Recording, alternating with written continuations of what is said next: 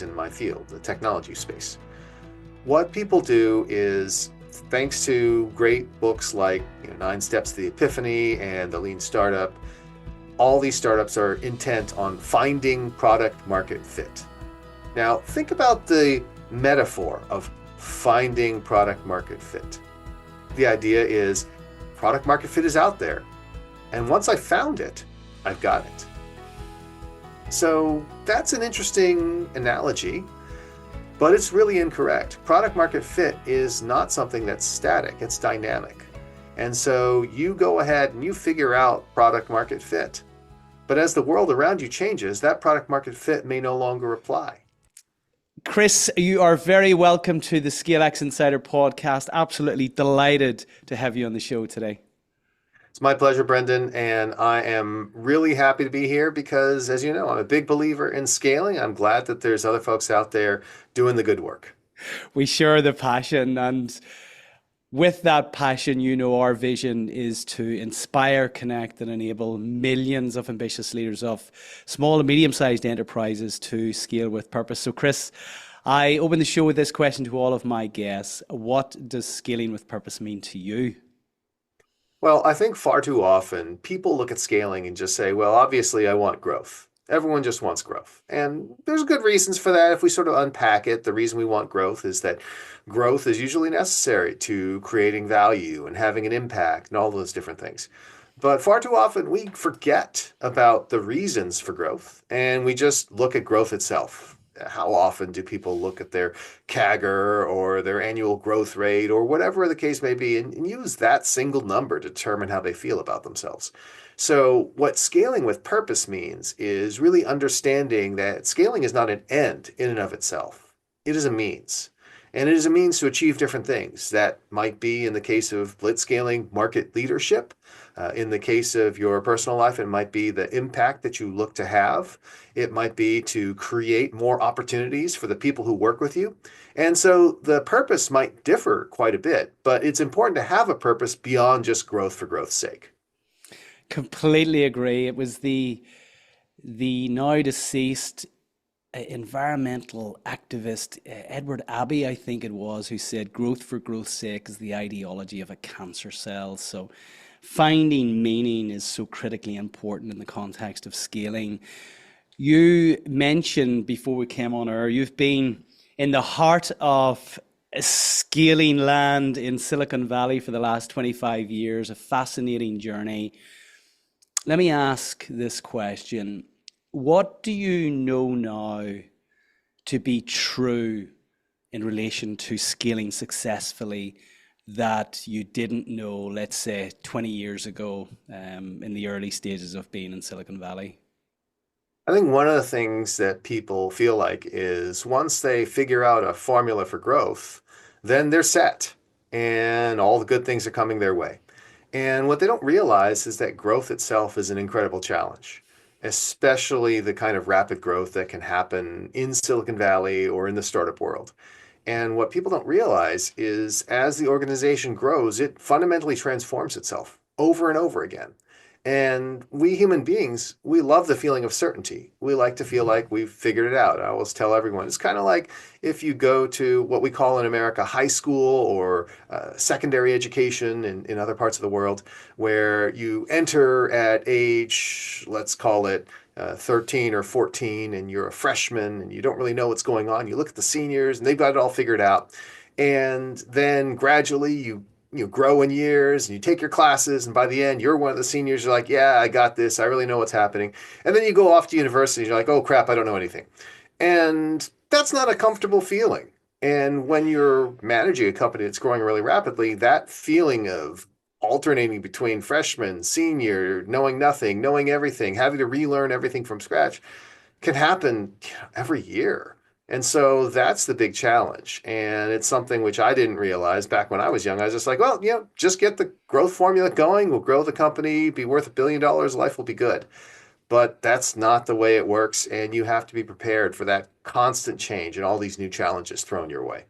Ah, I love that, and it's a nod to the wonderful work of Marshall Goldsmith, who I had the privilege of having on the podcast recently, who wrote the great book "What Got You to Here Won't Get You to There." And I've never had the analogy of going through school, but that makes so much sense. And for us, when we say every level has a new devil, and often for scalers, it's the kind of they don't know what they don't know. Now you've set out with your wonderful co-author Reid Hoffman, of course, the founder of LinkedIn, to provide a framework for those who wish to blitz scale. So in our land, we talk about simple scaling, you talk about blitz scaling. So I suppose before we get into that and unpack what blitzscaling actually is, in a little bit more depth, what's blitzscaling? We've had scaling.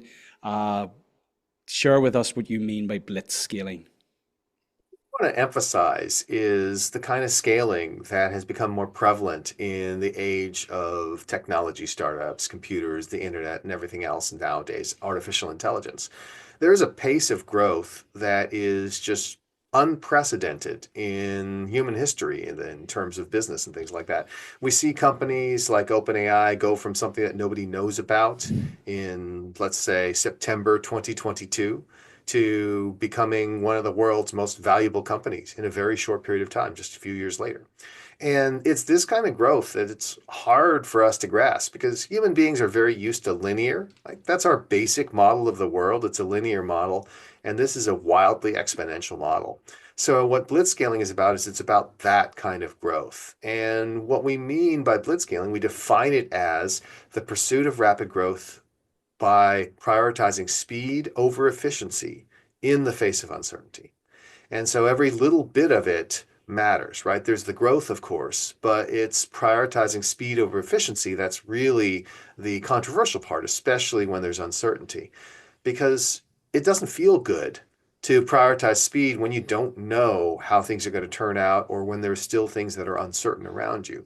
But that willingness to make those decisions and live with the consequences is part of what allows the great companies, whether it's an OpenAI or from a previous generation, Airbnb, or before that, a Google or an Apple, to become a world leader.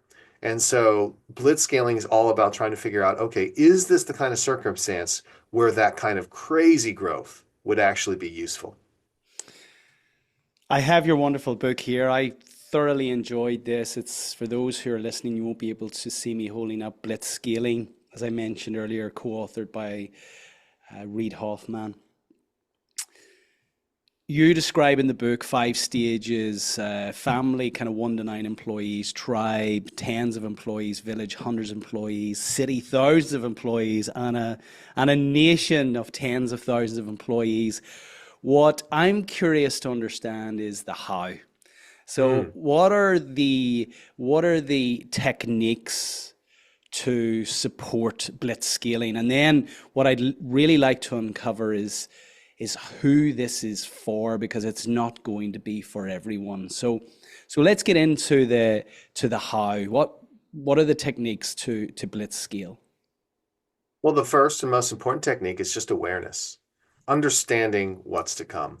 So, the reason why we name those five different stages of blitzscaling with those different units of human organization and civilization is because we all instinctively grasp that those things are very different from each other. Right? A family does not work the same way that a tribe does. A tribe does not work the same way that a village does. And a city and a nation are themselves very different as well. And so, by really giving people a sense of how the relationships are likely to change, it makes it easier to adapt.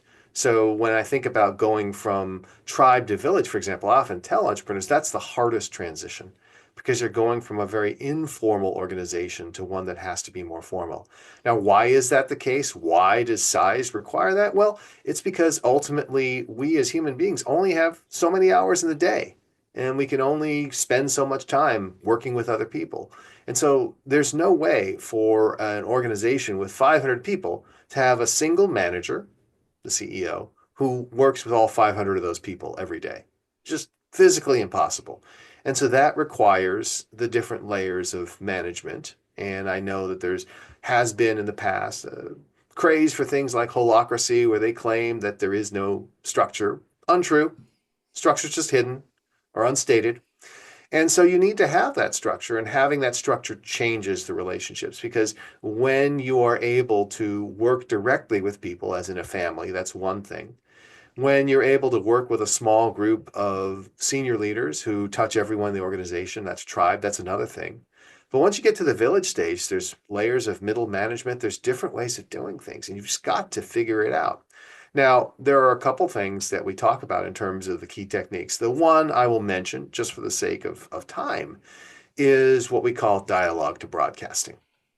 And that is one of the fundamental changes that you have to go through as a manager and leader. So when you begin, as I mentioned, at the family stage, you are focused on dialogue. You can have one-to-one conversations with everyone in the organization. You can convey everything that's on your mind. And it's relatively straightforward. But as your organization grows to 100 people, 1,000 people, 10,000 people, obviously that doesn't work anymore. And you have to shift to broadcasting. You have to shift to one-to-many communication that will allow you to actually convey some sense of what's in your mind and what's important to the company. Because if you don't, then what you end up with is a situation where, as the leader, you're insulated and isolated, where there are 4 or 5 different layers of management between you and the people who are actually touching the customers or the products. And it's no wonder that people can become out of touch if they do that. So they need to be able to stay in touch. They need to be able to provide that personal touch, that personal identification to the person who is serving the individual customer or making the individual product. And the only way to do that is through a broadcast model, because you just can't do that through dialogue. Let's just unpack that a little bit further back to the original question in terms of, and Mm. your wonderful answer in terms of kind of what you know now to be true that you didn't know back then, which is this understanding that you're constantly unlearning to relearn at each new stage. What do you find, Chris, and especially, I mean, you've invested in more than 100 companies at this stage through Blitzscaling Ventures.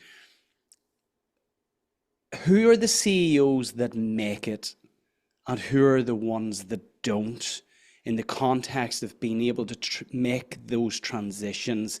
Share with us kind of some of the things that our listeners can inside the jam jar can't read the label. So kind of let us here help them kind of read what's on the label and be aware that there's maybe some things that they don't know currently that they should know that potentially could trip them up as they make that transition, and certainly from tribe to village. So that is an awesome question, because it really gets at the heart of something which we're probably going to write a book about, which is the nature of being what we call an infinite learner, which means having the ability to unlearn as well as the ability to learn.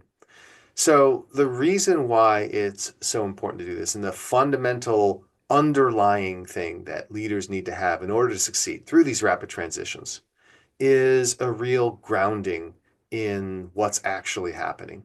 We as human beings are very symbolic. That's what's made us so powerful and has allowed us to build a technological civilization, because we deal with the symbols rather than just the concrete things. If I had to only talk to you about things that I could physically put in front of you right now, that would be very, very limiting.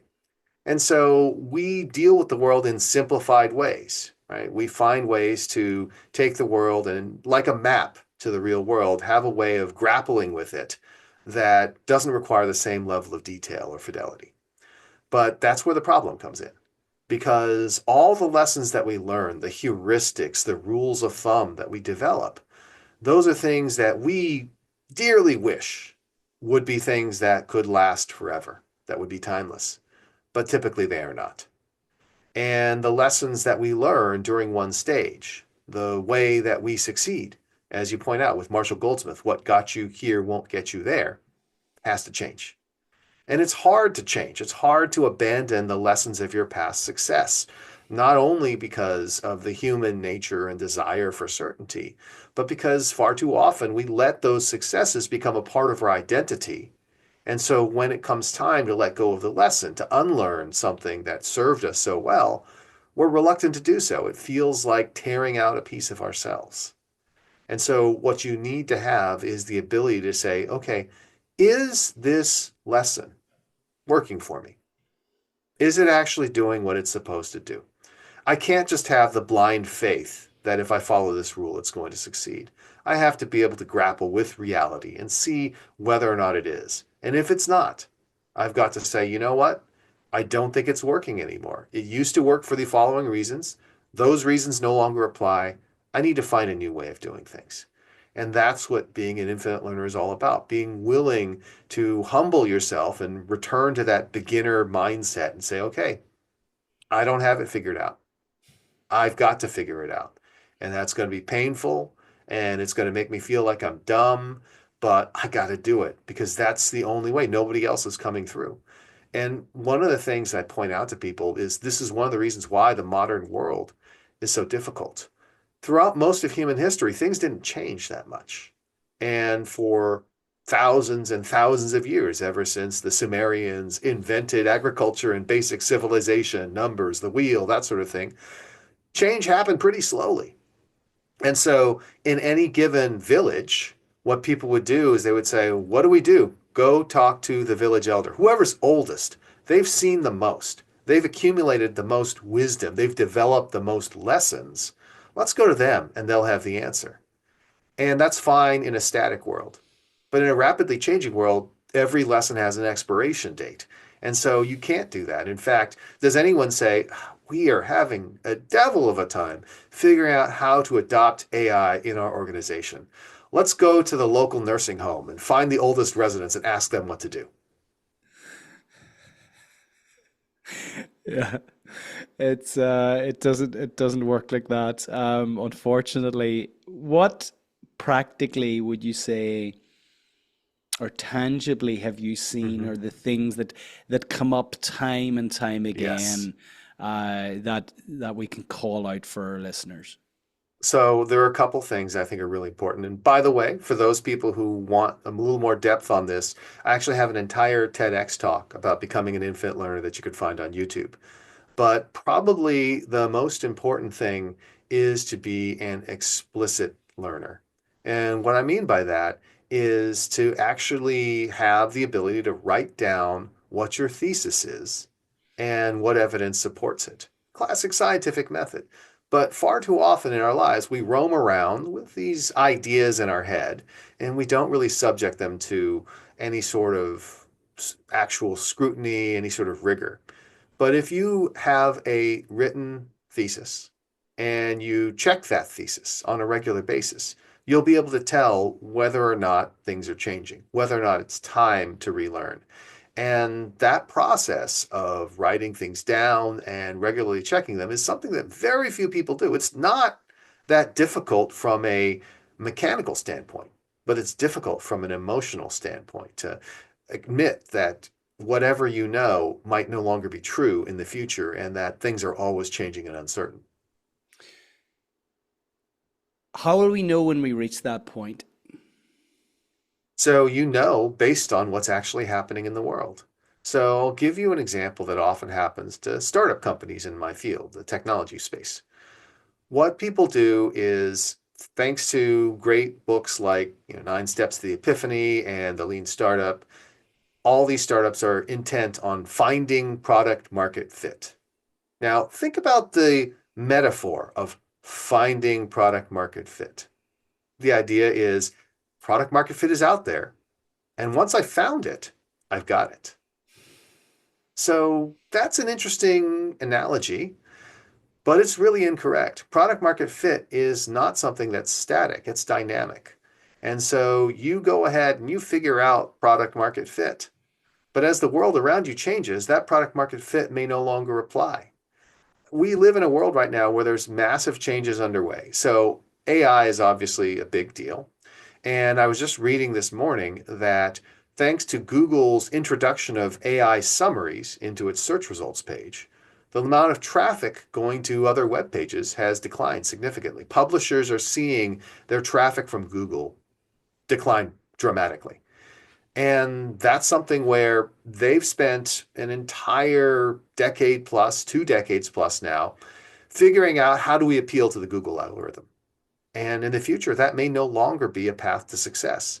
These are companies that have built their entire existence from the time they were founded to the time that they're today a publicly traded company on the basis of the Google algorithm, and it may no longer be relevant.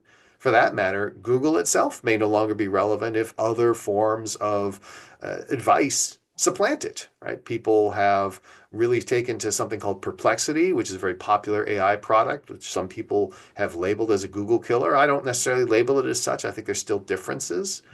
But at the same time, even Google, which has achieved one of the greatest product market fits of all time, one of the greatest businesses of all time, could still be in danger. It does not have a divine right to infinite money. You alluded to something there in terms of the indicators which suggest there is a probability of Mm-hmm. scaling here, and especially in your world, blitzscaling.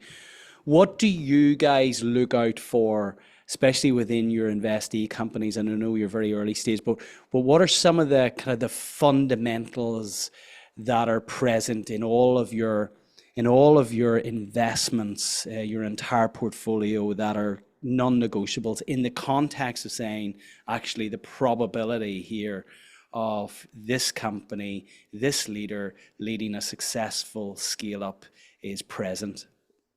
So there are two fundamental things that we look for. The first is there evidence that given a product that people want, that there are network effects or other lock-in effects that are going to create a winner take most market? And when I talk about network effects, I actually wrote a blog post about this recently on our Blitzscaling Ventures blog. There's a lot of people hear the word network effects, and if I ask them to give an example, they actually give an example of virality, which is important, but entirely different. Network effects means that as the number of nodes in a network, the number of users or customers grows, the value of the network to all of those individual users or customers grows. It's a variation of Metcalfe's law, which states that a network value is based on the basically the square of the size of the network as opposed to the size of the network itself. And so the reason this is important is because you can't generate revenue in most cases without creating value. You can't ask people to pay for something that's not helping them. And so creating value is an important step along the way to harvesting value. And the second element of it is that as you create this additional network value, it can become so large that it is impossible for a competitor to catch you. Because if a competitor comes in with a product that is equal or perhaps even superior to yours, but where your network value, because you have the majority of the users, is such that they can't overcome it, then it doesn't matter how good their product is. They will never get there unless they find a way to somehow magically get to your size overnight, which is very difficult to do. So we're really looking for that kind of lock-in. The other thing we're looking for is evidence that you have the ability to outgrow the competition. Right? There is a school of thought that says you can just raise more money and spend more money than everyone else. That's the stereotype that people have in their mind of blitzscaling. But there's no virtue in wasting money. In fact, you should try to find the most efficient way to grow as possible. You can be aggressive and you can also be conscious of the costs. You don't have to say, you know what, I'm just going to be reckless. Instead, you're taking a calculated risk. You're saying, I believe that it is worth sacrificing some efficiency based on what we are getting. And what we are getting is the kind of market share that would allow us to dominate this market. And we'll eventually be able to make it up on the back end. Is there anything else in relation to ability that you look for? So, okay, a sizable market share, or certainly a sense that everything is in place to grab that market share. What else are you looking for? And I'm thinking specifically here, maybe in terms of the leadership, Mm. processes, Mm-hmm. Mm-hmm. performance metrics, the ability to articulate a very clear vision anchored in a compelling purpose. What are some of the other things that signal to you guys that actually the ability or capability is present here in relation to actually achieving blitzscaling? Now, something that we really look for, and again, it's not specific to blitzscaling, it's specific to any company, any startup that you're looking to lead, is the ability to tell the story. Storytelling ability is so essential, both because you need it to bring in investors, but you also need it to bring in customers. You also need it to bring in employees. Those are the three fundamental things you need. And if you are not a good storyteller, you can still do it. Right? I will not rule out investing in a company just because a CEO is not charismatic, not a brilliant storyteller. If they are achieving remarkable results, they've built a product that people can't stop using. They have developed a go-to-market strategy that allows them to outgrow the competition while being more capital efficient. They figured out a business model that has tremendous network effects. That's okay, right? Because those companies can still succeed. If we take a look at a company like Craigslist, for example, which has been chugging along for 30 years now, astonishingly enough, and still generates $1 billion a year in free cash flow. Craig Newmark doesn't like to be very visible, doesn't like a lot of attention, not a classic sort of CEO or storyteller, but he built a machine and that executed so well that it is an enormously valuable company. And so you don't have to have it, but it's something that really helps a lot. Because again, investors, customers, employees, every company needs those. And being a good storyteller gives you a huge advantage in all of those. I love that. And coming from this part of the world, we enjoy a good story. Yes. The famed, the famed gift of gab.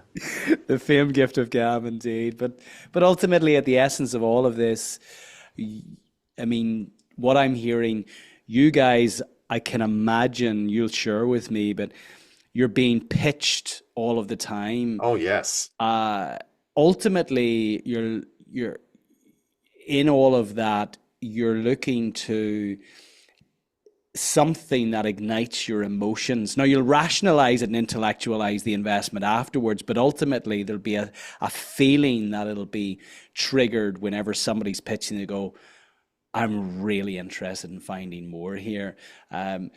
What are these leaders typically like? I mean, are they ultra charismatic in the context of the story? You know, who are the best storytellers? What does that arc look like? Yeah. Well, the best storytellers are the ones who really, really connect with their stories on a personal level. And this is the thing, right? I could be a professional storyteller. I can tell any story. But telling a story that is deeply rooted in who you are and what your experiences are, that helps so much. And I always say that the perfect story for almost any occasion can be summed up with the following phrase: everything that happened before now has led us to here. And when you're able to tell that story around the company, around your background, your experiences, the team, when you say everything that came before us led us to here, this is why this is the perfect opportunity. That's a really compelling story. Now, again, is there really just one decisive moment in the history of a company? No. You're going to have to continue adapting and adjusting, and that part of the story, perhaps that co-founder that you thought was so essential, may turn out to not be essential or may turn out to be a negative later on. These things can happen. But even if you don't get everything exactly right, you should strive to figure out why is it that everything has led to this point. That is so powerful. I want to pivot away for a moment from the focus on the leader Mhm. to the business model. How important is innovation around the business model to the probability of successful scaling? So this is one of those fascinating paradoxes.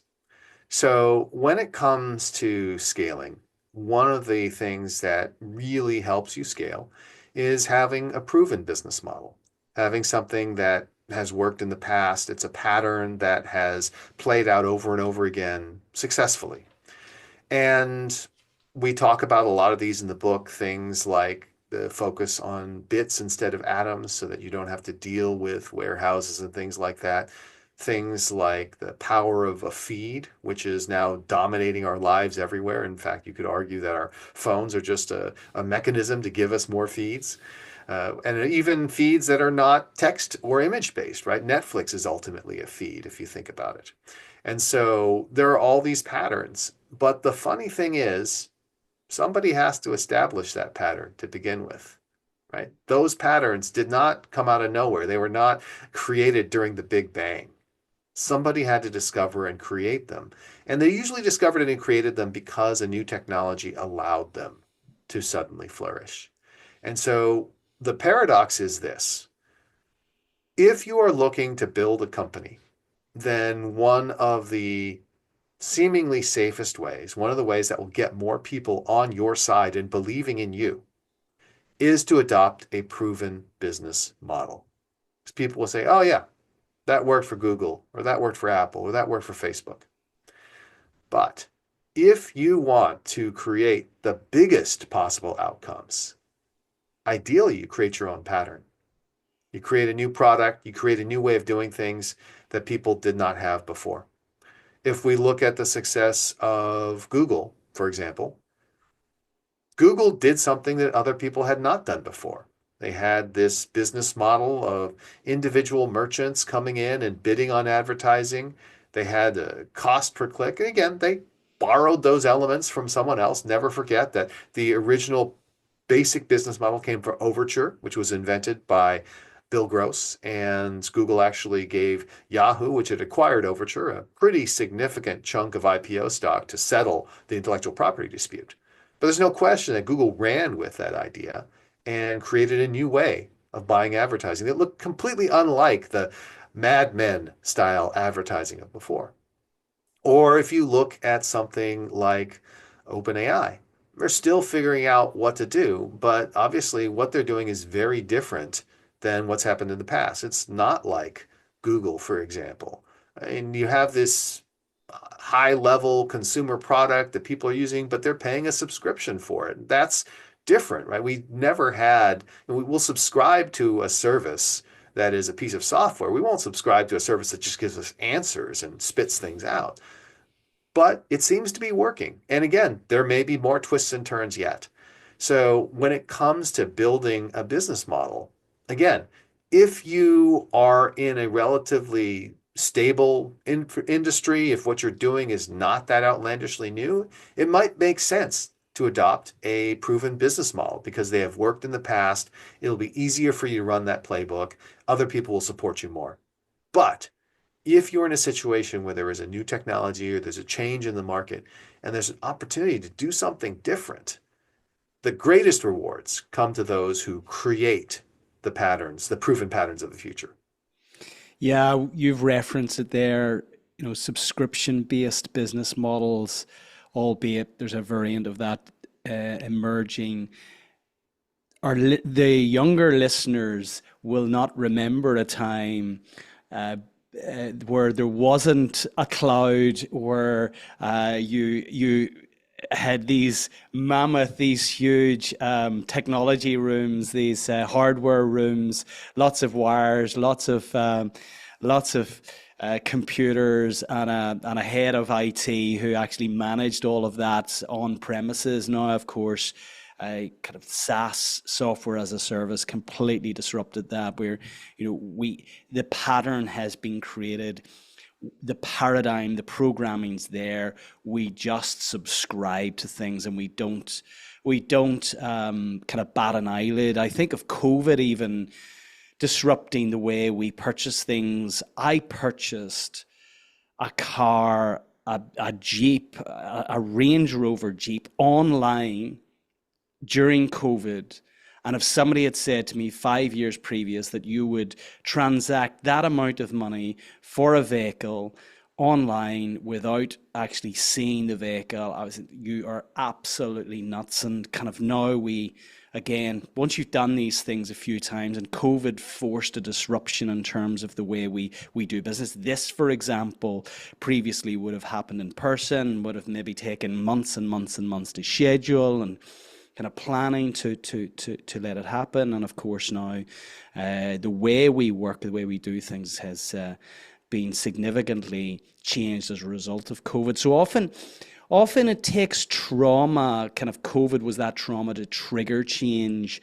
What would you recommend, or maybe a better question is, what are you seeing, Chris, in terms of emerging business models? I mean, you're right in the heart Yeah. of Palo Alto. We've listeners right across the globe who will not be as close to the heartbeat of both product innovation, process innovation, business model innovation as you are. So, kind of, what are you seeing emerging that our listeners should be aware of who are not sitting in Silicon Valley? Well, I'll give you a peek into the future. So, one of the things that our firm does is we run what we call the AI Agent Congress. And this is something that was created by one of my partners at Blitzscaling Ventures, Jeremiah Aoyang, who was a former Forrester research analyst and technology forecaster. And he got us into the AI agent space, which is this very hip and trendy space for good reasons. We can always talk about that. But we also believe in the power of old-fashioned convening.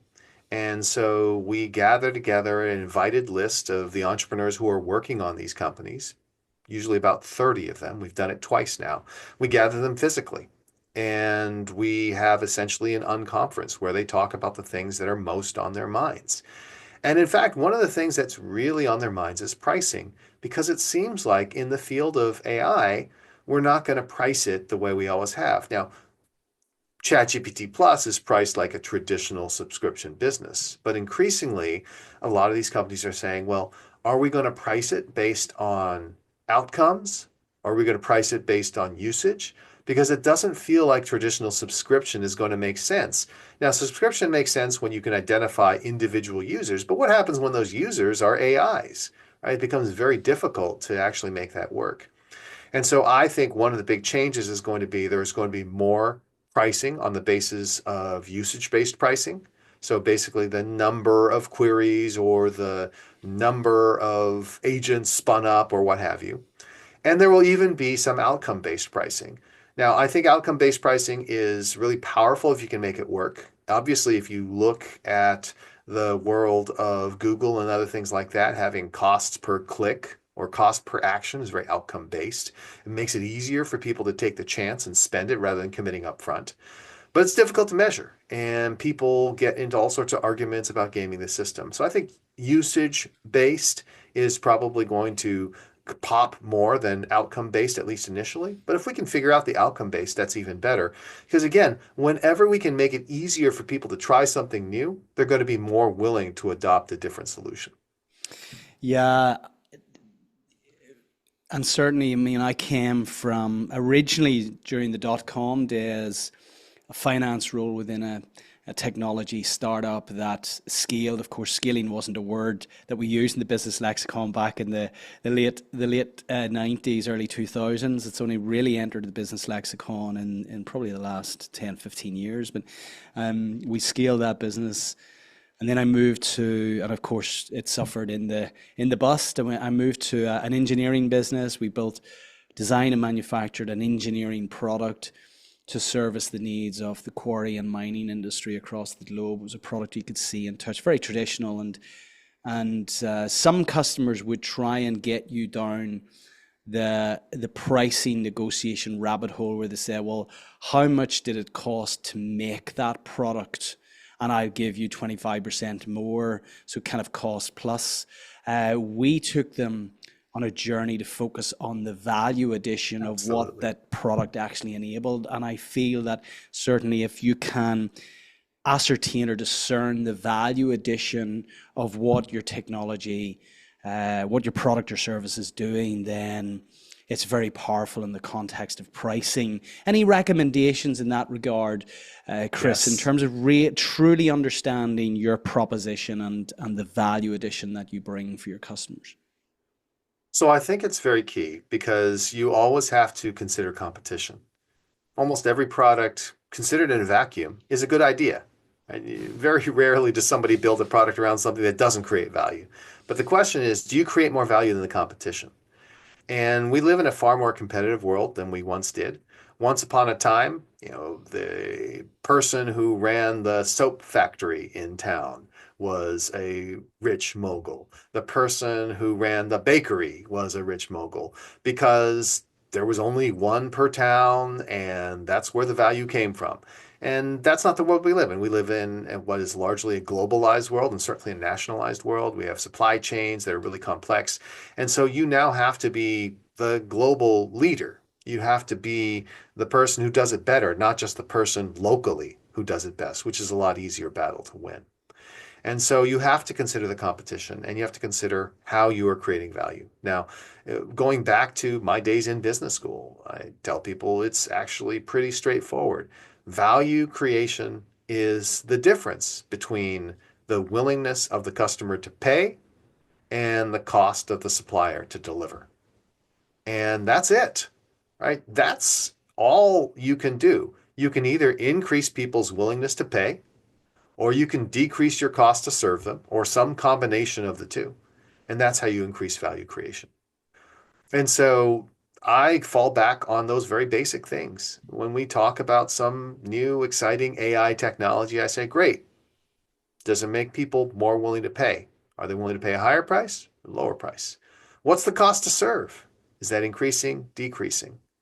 And you can view everything through that lens. I often say that AI is seemingly magical because it can make things faster, better, and cheaper than before. Usually you don't get to have all three, but it's still something you can measure. It's still something where you can say, how much is AI increasing the willingness to pay? How much is AI decreasing the supplier cost? And if I can't figure that out, that's probably not a good sign. You've talked about AI a lot, and again, you have your finger on the pulse in relation to the latest AI innovations and what's disrupting the marketplace. For again, many of our listeners, they there's different levels of maturity here in terms of actually the understanding or adoption of AI. For some, they're kind of playing around with ChatGPT just on a social or hobby basis. For others, they're integrating kind of full customer agents who are speaking in their own voice to manage the customer service aspect of their business. Um, what are kind of, as you see it, maybe two or three ways in which AI can really enable our ability to create value or more value for our customers? Yeah. So I think that one of the elements, so I'll go at a higher level and then a more granular level. At a higher level, the key question is, what can we do differently now that we can use AI as a substitute or an amplifier for human brain power? Because there are all sorts of things that maybe didn't make sense before because the cost would be too high or it'd be impossible to scale up, that now we can. And the specific example I will use is personalization. So personalization is something that's been around a long time. You and I can remember Rogers and Peppers and the one-to-one future and everything like that. And the fact is, we are now getting to the point where that vision of a one-to-one future where things are really personalized to us can be true. And I look especially at the world of software. Now, the kinds of things you can do with software now are pretty amazing. You can actually, I saw this prompt from my co-author, Reid Hoffman, who was experimenting with one of these coding tools. And all he wrote was create a clone of LinkedIn. And he said it was impressive how far it got in terms of doing that. All it said is make a clone of LinkedIn, make a clone of LinkedIn. That's 5 words. And it nearly built an entire product. Now, the key thing is not to mistake that for saying, and therefore I can build LinkedIn in 30 seconds. Not true, right? That is not the last 5% is the hardest. But what it does mean is that all of us are going to have the power to create software, create solutions to solve our problems instead of having to take a one size fits all solution. Now, there will be times when it still makes sense to get a commercial product and use it. When you're going to be doing something over and over again, when you want something to last over time. Because guess what? I'm pretty sure that the LinkedIn that Reed created off a 5-word prompt is not going to be very easy to maintain or update. But I compare it to the way that it has always been. I'm not a computer programmer. I don't think you were a computer programmer. You're a finance guy. And so for us, writing a script for something is a big deal. But if you've ever talked with a great programmer, developer, you know that in their own life, they're just like building network attached storage, creating robotic scripts, and doing that all for themselves. But that's like me as a writer, being willing to write emails or create a communication. I mean, it's astonishing. Still in my life, I remember my late mother would basically just reach out and say, "Hey, can you write this letter for me?" And of course, being a good son, I would do it. But the point is that we, as non programmers, never had this notion of, well, let me just build something that will solve this immediate need right now. And that's something we'll be able to do in the future, or even today, if you actually play around with the tools. So it's that ability to personalize our product or our service on behalf of the customer, that kind of getting that understanding of the customer profile, really speaking directly to that customer. Uh, what other functions have you seen AI really being leveraged very well, especially in the kind of small to medium sized enterprise space? Well, we can see it basically throughout the entire funnel. So, one obvious one is at the front end of the funnel, sales and marketing. A lot of AI has been used for this purpose, whether it is creating an advertisement or helping you generate a campaign of some kind. I mean, it's fascinating what's going to happen to the world of advertising. I will say that a lot of it falls in line with a phrase that I stole, but with attribution, from my friend Michael Roberts, who's the chief marketing officer of MetLife, the big insurance company. And what he said is, with AI, mediocrity is now free. And so the fact is that if you were churning out mediocre product before, AI can now do it a lot cheaper and faster. And if you were trying to achieve true greatness, AI doesn't get you all the way there. You still need human beings to do that. But what you can do, if you're a small business, you didn't have, a whole bank of Harvard MBAs before working on your advertisements. It was just you. You're trying to run the business, and then in your spare time, you run some Facebook advertising campaign or Google advertising campaign on the side. And when you need to create a landing page, you have to call up a designer.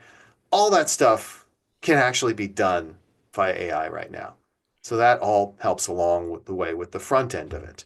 Then when we get to the middle of the process, there are different ways that AI can help you actually do the work that you do. So every time you need to read a manual, anytime that you have to deal with something that is very information intensive, that is kind of boring, that is something you wish you didn't have to do, but you know you have to do, AI can help compress that and make that much, much faster. And so hopefully what we're able to do is we're able to dramatically amplify the human brain power of the entrepreneur, of the individual small business owner who's trying to do this. And now instead of, I can't hire employees, they leave immediately, for things that are these boring, tedious information tasks as opposed to physical tasks, perhaps AI will be able to do a lot of them. And that you mentioned earlier, you go even further along, customer service. Most customer inquiries are pretty straightforward. And so AI can help answer the majority of them so that the ones where it's difficult to answer, you can get to a human being faster. And those human beings can spend more time on those complicated problems that people are trying to deal with. The overall formula is, I like to say that you should let computers be computers and let humans be humans. And so you should use AI for things that are information intensive, routine, tedious, but still important. If you expand it further and include robotics, my friend Simon Lancaster, the founder, co-founder of Omni Venture Labs, likes to say that computers and AI and robots should do everything that's dull, dirty, and dangerous. Right? In the future, everything that's dull, dirty, and dangerous, that's what you should be using it for. So that's the thing. Instead of taking a look at AI and saying, oh, this is a magical technology and let me go ahead and do the sexiest thing possible. No, find those things where mediocrity is good enough. Find those things where you just didn't have enough time before and do those. And that could be a huge benefit to your business. I love that. Get it to do the things, leverage it to do the things that are dull, dirty, and dangerous. Love that. And what I'm hearing is I think of kind of the three overarching processes of any business, or the processes that help you win the business, the processes that help you deliver the business, and the processes that help you ensure the customer success. And what we're saying Yes. is that within each of those overarching processes, there are dull, dirty, and dangerous tasks that are currently being done by people that it's likely they don't like doing, but they're doing it anyway, that we can leverage AI to do and really unlock the potential within those people, their imaginative faculties that actually AI at this stage doesn't have or doesn't compare with humans. I mean, the one thing that distinguishes us from all other mammals and certainly all other robots is our ability to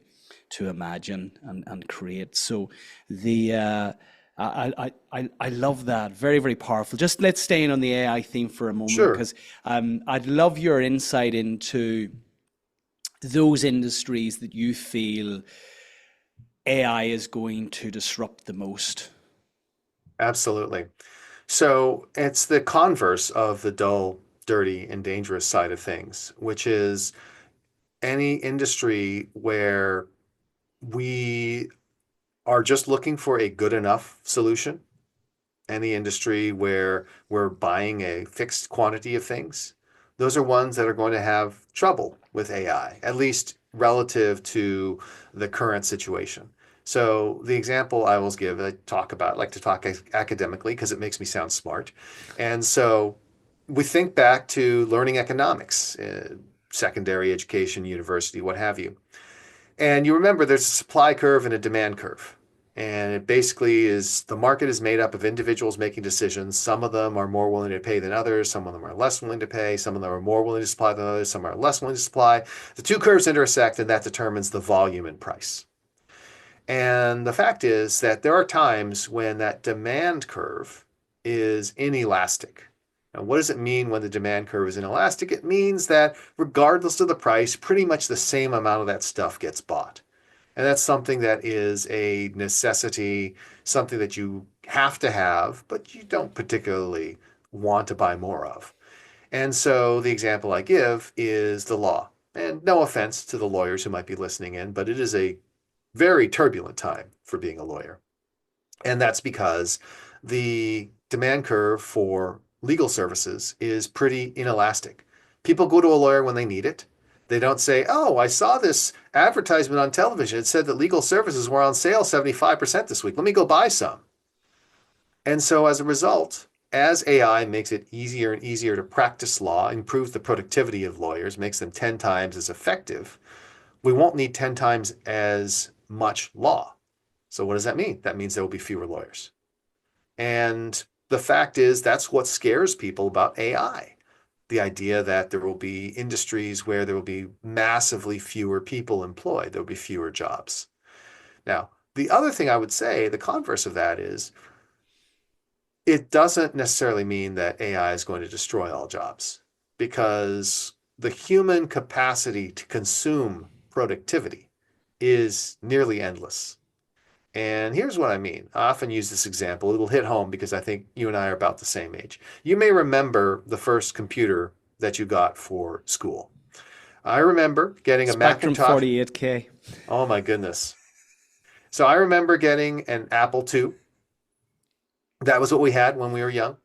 And we had these floppy disks. And the thing I remember most is that I was so amazed when I upgraded when I got to college at Stanford. And I got a Macintosh SE. And the key was it had a hard drive. Wow, that's so big. And instead of the floppies all the time, a hard drive. Had a 20 megabyte hard drive. Insanely capacious. And I needed to make those 20 megabytes last through 4 years of college.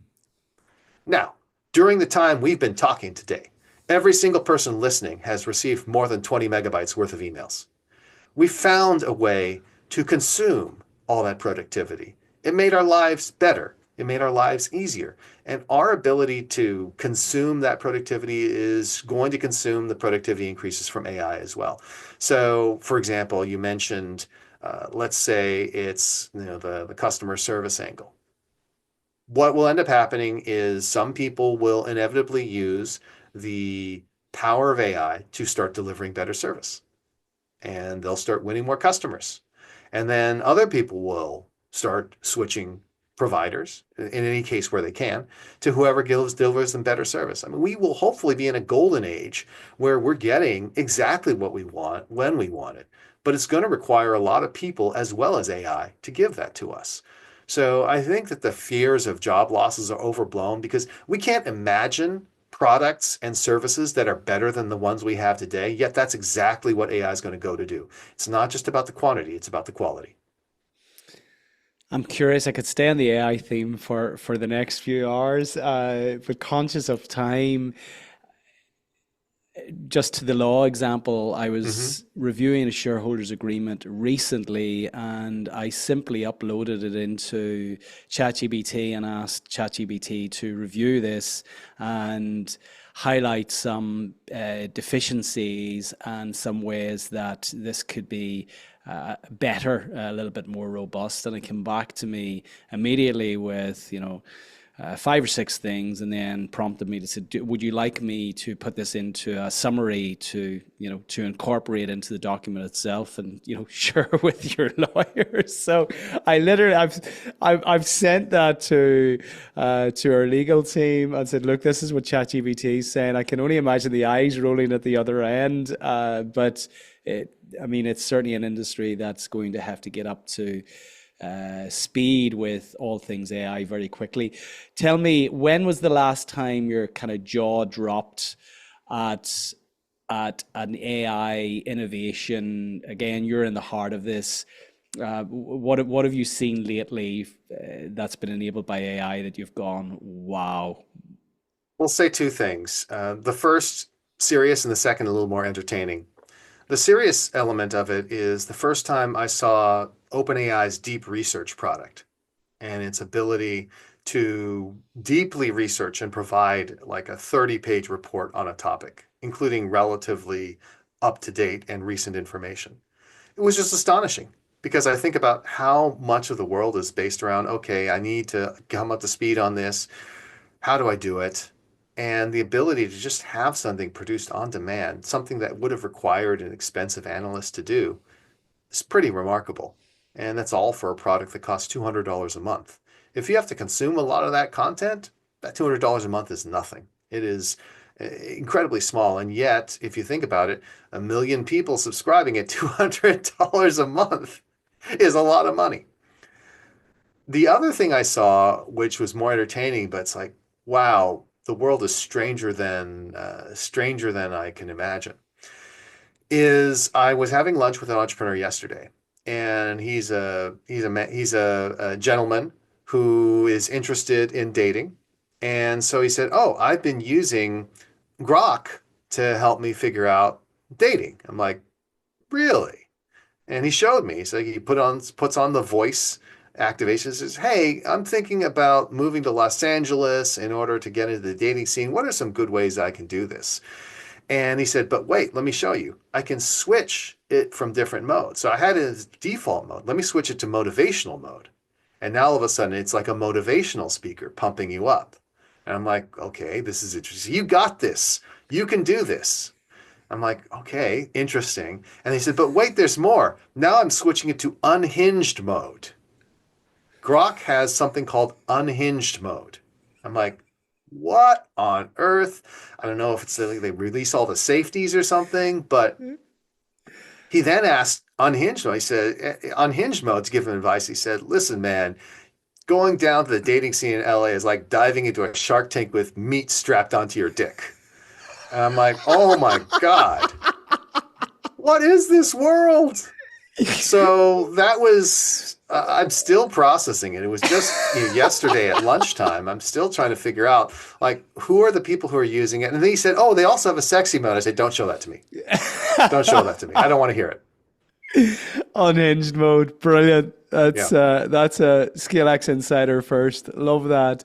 Um, Before we move into our close, what are the go-to AI platforms that every aspirational scaling leader should be using kind of on a day-to-day basis? On a personal note, and I'm certainly by no means at the forefront of any of this. I'm using ChatGPT, which is Hmm. wonderful. Perplexity you've mentioned. Yes. What are some of the other technologies, AI technologies, should we be using? Well, I'll point out one more that I think could be a real benefit to a lot of folks, which is Replit. Now, Replit is this fascinating platform. It was founded a while ago. Originally, it was, if you can believe this, a platform to teach children how to program. But because it was focused on teaching kids how to program, it was really easy to use. And it's become a leading platform with a built-in coding assistant and things like that to actually basically make it a tool that any of us can use to create software. And it's deployed on the Replit system. So it just makes it super easy. If you think about something like blogging, because you and I remember once upon a time you had blogging software which you installed on a computer and it uploaded and downloaded things to FTP. I mean, if anyone remembers being a webmaster, FTPing files up and down, it was crazy. And then blogging made it so much easier that everyone could do it because they had Blogger and then eventually WordPress. This is something similar, but for programming. And again, it's not going to be the most powerful thing in the world. The CTO of a startup is not going to use Replit to code for them. They're probably using something more like Cursor. But for the average small business person, it's something they should really look into. There was a founder that I'm an advisor for. I've been working with her for a number of years. She said, oh, the business is a great place, but we need to really build out our web presence. And we think we need to raise a bunch of money in order to do that. And I said, check out Replit. See how much of that it can do for you. And she wrote me back about 48 hours later, said, oh my God, I can't believe how much these things can do now. I'm like, look, get real programmers to check it before you send this out into the world. But it gives business people the ability to probe the limits of what they can actually do and to create prototypes and to do all this kind of stuff that before it was super frustrating. You would hire people to do this, you'd wait a week, they'd release something, you'd look at it, you give feedback, you wait another week. Here, it's happening every 10 seconds. And it's just an incredible thing. Before I invite you to share your wisdom in the form of timeless takeaways, is there any message that you have for the aspirational scaling leaders who are listening to the podcast now, Chris, that we haven't covered today? And I know we kind of we went down the rabbit hole of AI. We'll start a little bit down that hole. But is there anything you'd like to share with our listeners that maybe I've overlooked or I have invited you to share today? Any Yeah. So I wouldn't say that we've overlooked it, but it's sort of been a meta theme, which I think that one of the most useful things that you can do in this world is to build an explicit model for how things work. It's understanding the mechanisms of action. And so when somebody says, oh, well, I'm going to do this to my website because it will be good for Google search, I'm like, okay, why? What is the reason that Google indexes it? What do they pick up on? Why are they going ahead and saying this is the one I'm going to serve up? Or just looking around in the world, everything that you see happens for a reason. If you understand the model behind it, you're going to have the ability to then change that model and know what leverage you can pull to make the world different. So that's my overarching theme. Understand the world so that you can change it. brilliant. We're all trying to do that. So, in terms of your understanding of the world, the incredible career that you've had to date, the incredible experiences that you have to date. Can you share with our listeners three timeless takeaways? Sounds good. The first timeless takeaway is to do things that you actually enjoy and get value out of just in doing them. And the reason is not because I'm one of these people who says you must follow your passion and your passion will always lead you to a good place. It may not. So a lot of people have passion for watching reality television. It's not clear that it's going to give them a living as a result. But the fact is that doing almost anything in this world, it usually takes longer than you'd like to get the results that you'd like. And if you don't have that actual interest and passion, you're not going to continue doing it. I am today a best-selling author, but before I was a best-selling author, I wrote thousands of blog posts. I wrote thousands of blog posts even though nobody was paying me, and even though there weren't necessarily that many people reading them. I wrote them because I wanted to write them. And if I were doing those blog posts for instrumental reasons, for these ulterior motives, I would have given up a long time ago. I would have said, this is a waste of time. Why am I spending time on this when I could be doing something else that would be more effective? Having that interest and passion is what allows you to persist long enough to actually achieve something really interesting. So the second thing, the second piece of advice I would give to people is that nobody knows anything. Now, this is not to say that you should do your own research, which involves looking up articles that reinforce your views, and where you can say the scientists know nothing. Like, no, that's not what I'm saying. What I'm saying is you cannot take for granted that somebody is giving you good advice. And whenever somebody tells you something, you should ask them to explain it, or you should figure out your own explanation. It's not enough to say, this person is really brilliant and really understands things, and I'll just do what they say blindly. However tempting that may be, because it eliminates the uncertainty of thinking for yourself. No, think for yourself, understand that everyone's just making it up as we go along, and try to figure out what is the real evidence, what is the real reason behind it. Think for yourself. And the last piece of timeless advice is this. The most important thing you can do is to decide who you're going to spend time with. We human beings are social animals.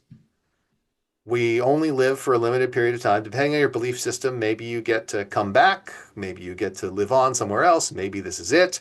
I don't know. I'm not going to tell you what to believe. But I'm going to tell you that this particular lifetime is limited. And no matter what people tell you about the singularity coming, if it comes, that'd be great. But I'm not counting on it yet.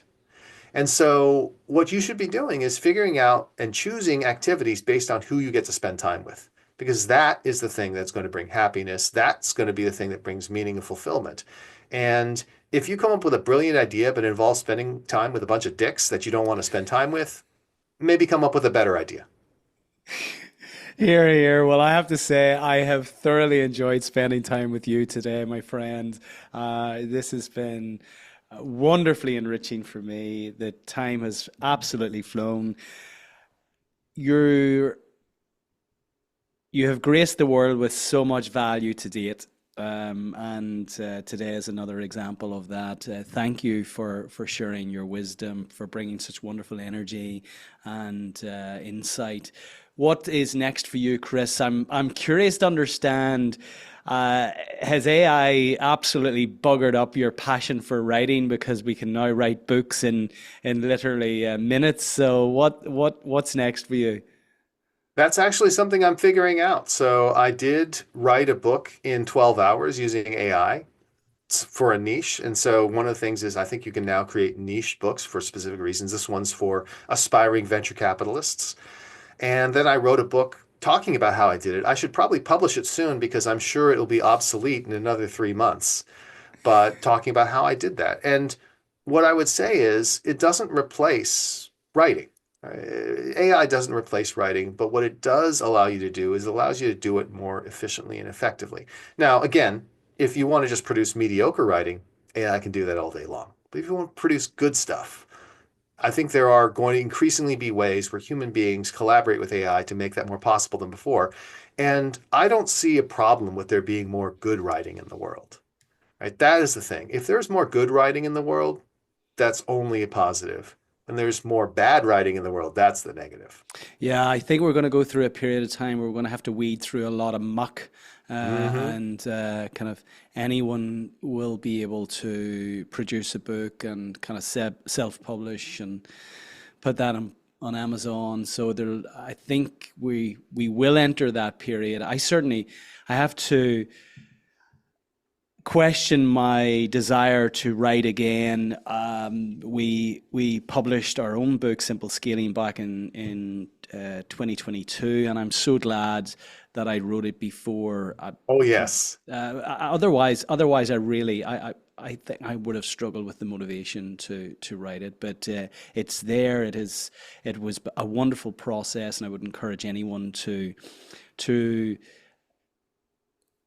take the time to write, because it helps to really clarify your own thinking around certain subjects, and AI will never be able to act as a substitute for that. So, Chris, if anyone wants to connect with you, wants to find out more, how best to reach you?